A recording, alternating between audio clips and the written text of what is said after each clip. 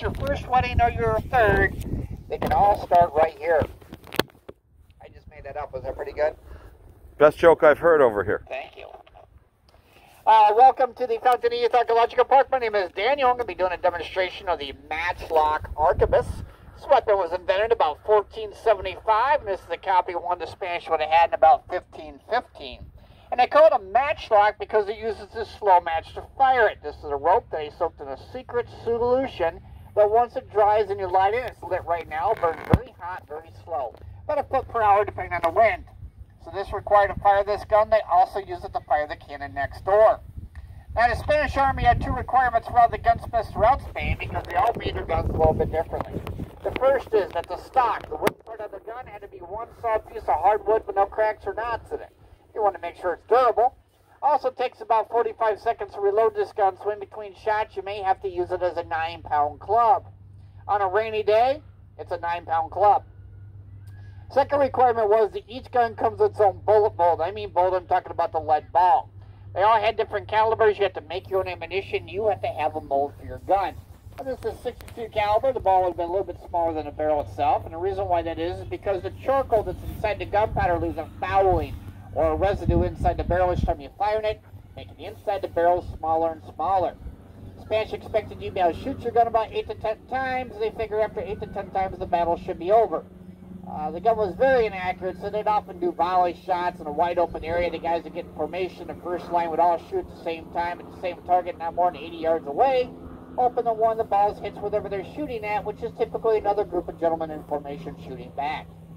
Here in 1565, when Pedro Menendez comes to Florida, it's very jungle-like. The Temucans were here, they only had foot trails, so they didn't really have the wide open areas or the manpower to do volley shots. We believe they use this more as a shotgun or escopeta. With that said, I'm going to show you how this works. The square piece with a divot on the side is called a pan. It's welded to the side of the gun. And there's a small hole that goes from the pan to inside the bottom of the barrel called a vent hole. I'm going to pour powder down the barrel. I'm going to put wadding down the barrel. I'm going to put a finer grain of gunpowder in the pan, and then I'm going to take my match cord, place it into the serpentine. They call that because it kind of looks like a snake. When I'm ready to fire it, I simply just pull up on this long trigger, and all it does is lower the match cord into the pan. Can you all see that? Kaboom. Now when that happens, there's going to be a small explosion that goes off right by my face, as you can see in this picture right here. I'm the good-looking guy in the picture. You see the small explosion, and you see my face. During that small explosion, hopefully a flame will go through the vent hole, igniting the main charge of the gun, making the gun fire. I know it sounds like there's a lot going on, but when it works, it's instantaneous. And yes, I said when it works. I'd say 70% of the time, it works every time. Jokes aren't going to get any better, guys. Just letting you know. We're in for the long haul. We're going to go ahead and pull out a powder bottle. I've got about 80 grains of 2F gunpowder. We're going to pour this down the barrel. For added danger and intrigue, keep in mind I have this lit match cord in my hand while I'm working with black powder. Don't blink. I could be here 1 minute and gone the next. Again, the jokes aren't going to get any better, guys, just so you know. Next would be the projectile, whether it be a single lead ball or this shot, the BBs for the shotgun or escopeta effect, which can be free-flowing. You pour them in a bag or they come in little baggies. We're going to skip that part to the family park, so no bullets here, but we're going to move on to the wadding. The wadding, I'm using a Spanish moss, which is kind of convenient since it grows on trees.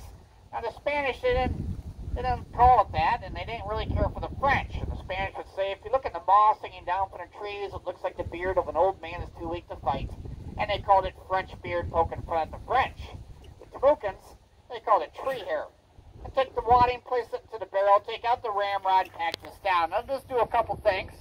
Help keep the gunpowder where it's all supposed to be, makes sure the gun shoots properly. But also hold your projectile in place if there was one, because it would be really embarrassing if your bullet rolled out the end of your barrel. At least I'd be embarrassed. Now I'm going to take this pick and make sure that the vent hole didn't get clogged up from the gunpowder I just rammed down the barrel. And wait, there's more. Now we're going to pull out this priming flask that has a finer grain of gunpowder, ignites easily, and we're going to pour that into the pan. I imagine this is all wine being shot at. No pressure, no stress. Set the powder, close the pan cover. Put the cork back in the flask so it doesn't blow up. Now with the pan cover closed, I can walk around. I don't have to worry about the powder falling out of the pan or the wind blowing it out. I also don't have to worry about any embers flying off the match causing a flash in the pan. If you're familiar with that term, congratulations, you're old. Alright, the gun is now loaded. The Army Standard load this gun was about 45 seconds. I'm going to go through a series of commands. My last command is going to be fuego, which means fire. I will then fire the gun. It may come as a shock to you, but it's going to sound like a gunshot. Where are my people from Chicago? New York. New York, there you go, close enough. Upstate New York, though. Totally different. More gunfire. Here I'm from the Finger Lakes in New York, where we got wineries and cows. You got it. Alrighty. Ready to meet you. To prepare the match. I blew on it. Prepare it. Open up the pan cover. Point and aim. Cover your ears if you're going to. Fuego! And that completes my demonstration of the Matchlock Arquebus. Clap for me. Yay!